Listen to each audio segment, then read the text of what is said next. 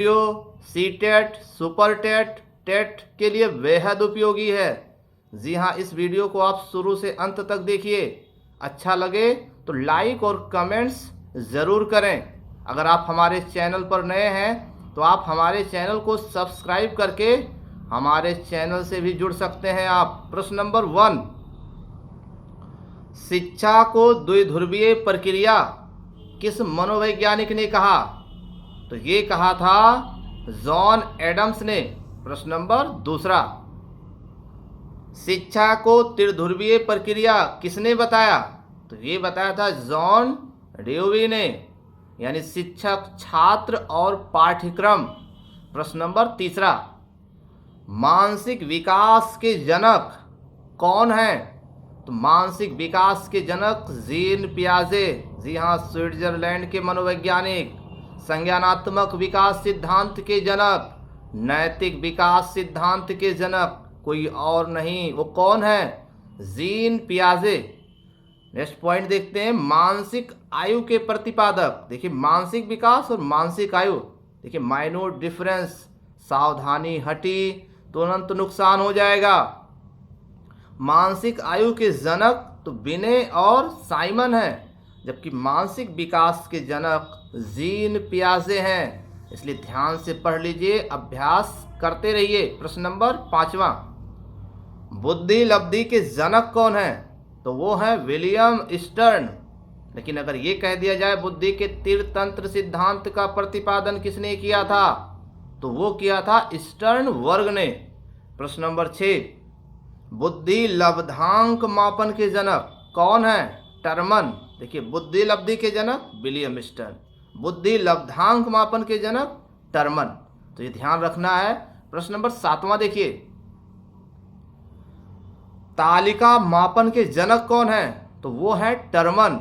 और बुद्धि लब्धि के सूत्र का प्रतिपादन किसने किया था? तो ये किया था टर्मन ने। प्रश्न नंबर 9 देखिएगा, विलियम स्टर्न किस देश के थे? ये थे जर्मनी के। जी हाँ, लगातार अभ्यास करते रहिए, पढ़ते रहिए। जिसको याद होता है वही आगे बढ़ता है, और जिसको याद नहीं होता है वो बाद में बस यही कहता है, बस याद याद याद, बस याद भी नहीं रह जाती है। प्रश्न नंबर 10, बुद्धि का त्रिस्तरीय मॉडल किस मनोवैज्ञानिक ने दिया? सही उत्तर जॉन वी कैरोल ने दिया था। अगला प्रश्न, प्रश्न नंबर 11, बुद्धि का त्रिआयामी सिद्धांत गिलफोर्ड ने दिया था, जबकि बुद्धि का त्रिस्तरीय मॉडल जॉन वी कैरोल ने दिया था। देखिए, सावधानी हटी, तुरंत गलत हो जाएगा। परीक्षा में कौन सा प्रश्न गलत होता है? जो हम बहुत अच्छे से जानते हैं वही प्रश्न गलत होता है। क्या वो भी गलत हो सकता है जो आप नहीं जानते हो? वो सही हो जाए तो बड़ी बात है। प्रश्न नंबर 12 देखिएगा, बुद्धि का बहुआयामी सिद्धांत किसने दिया था? तो ये दिया था गार्डनर ने। और बुद्धि के पानी का सिद्धांत किसने दिया था? तो ये दिया था कैटल ने। जी हाँ, सुनते रहिए, याद हो जाएगा। प्रश्न नंबर 14, बुद्धि के समूह कारक सिद्धांत का प्रतिपादन किसने किया था? तो ये किया था थ्रस्टन ने। जी हाँ, जितने भी मनोवैज्ञानिक आप इसमें पढ़ रहे हैं, अगर इनको आप विस्तृत जानकारी करना है इनके बारे में, तो आप मनोविज्ञान वाले प्लेलिस्ट में जा करके वहाँ से विस्तृत जानकारी भी कर सकते हैं इनके बारे में। इसमें केवल महत्वपूर्ण प्रश्न। प्रश्न नंबर 15, बुद्धि के तरल ठोस सिद्धांत का प्रतिपादन किसने किया था? तो ये किया था आरवी कैटल ने। जी हाँ, सुनते रहिए। प्रश्न नंबर 16, बुद्धि के आश्चर्यजनक सिद्धांत का प्रतिपादन किसने किया? किसने कहा बुद्धि जैसी कोई चीज ही नहीं होती? तो ये कहा था बेंजामिन ब्लूम ने। बुद्धि के आश्चर्यजनक सिद्धांत का प्रतिपादन किया। प्रश्न नंबर 17, बुद्धि के लेवल 1, लेवल 2 का प्रतिपादन किसने किया था? तो ये किया था जॉनसन ने। इनके बारे में और अधिक जानकारी के लिए आप मनोविज्ञान वाले प्लेलिस्ट में जाइए, वहाँ देखिए, चीज़ें समझ जाएंगे। इसमें केवल महत्वपूर्ण प्रश्न। प्रश्न नंबर 18, निरंकुशवादी सिद्धांत किसने दिया था?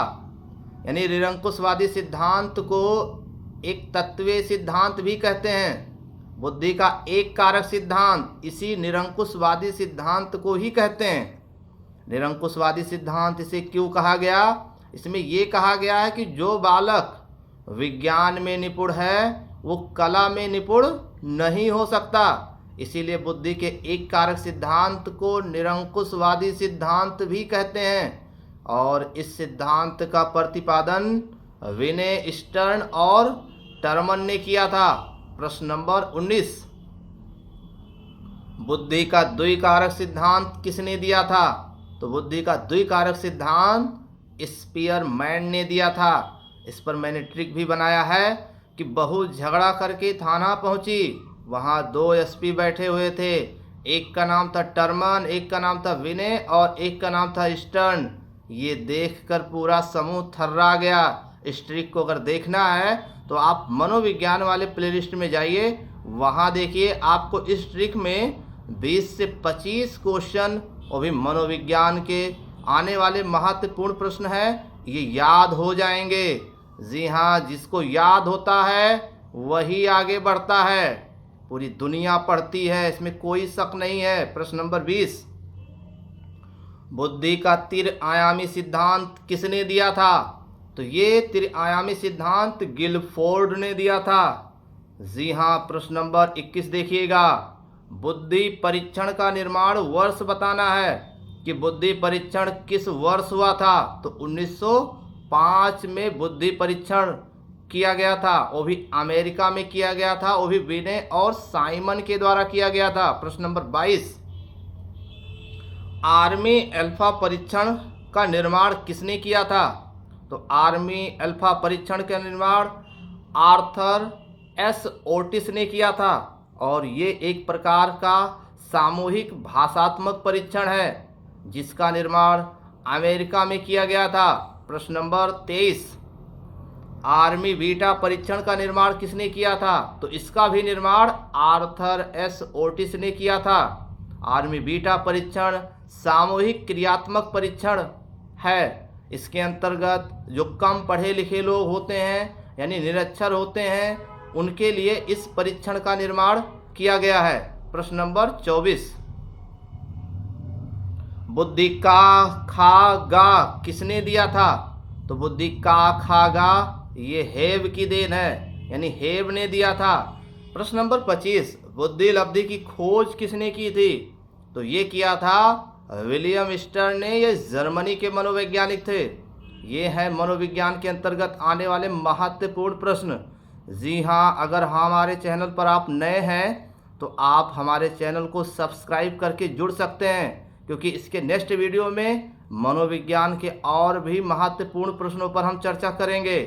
तो इसलिए हमारे चैनल से जुड़ने के लिए आप चैनल को ज़रूर सब्सक्राइब करें। अगर वीडियो आपको पसंद आए तो लाइक कमेंट्स करके हमारे हौसले को बढ़ाते रहें। आप हमारा हौसला बढ़ाइए और हम आपका हौसला बढ़ाते रहेंगे।